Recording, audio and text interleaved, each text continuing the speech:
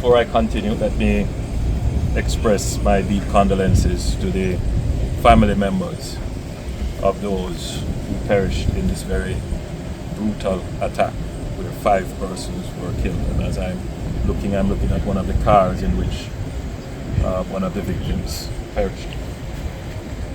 The challenge that we have always had in communities like these is that there are persons who claim that they lead the community, that they have some leadership role, and they ascribe to themselves the title Don. And there is a battle for control, for turf. For many communities, the residents see this as just part of normal existence. There is someone there who is claiming to protect the community. There is someone who you can go to for immediate assistance.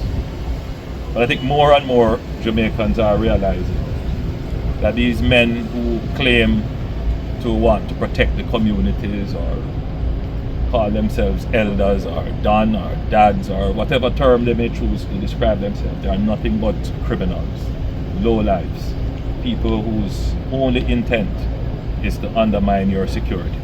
And if they are allowed to do so, they will ultimately claim your life. They are of no value to the communities.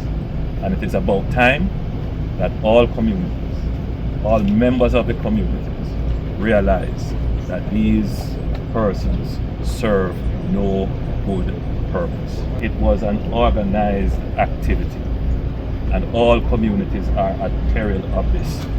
There must be no succor, no favor, no sympathy for these persons who organize that. They are criminals and they must be seen in that way. And I have said before, when a similar incident like this occurred in Cherry Tree Lane in Clarendon, that we will pursue them, and the decision is theirs. Either they meet a judge or they meet their maker. I encourage them to meet a judge. Jamaica is not going to sit back and allow organized criminals to threaten the security of the nation and destroy the peace of communities. Some criminals decided that this was not to their liking. Not only did they protest, they killed and murdered 5 individuals. Police was able to respond quickly and identify at least one perpetrator who at that time was willing to engage the police in combat, and he was killed and a firearm recovered.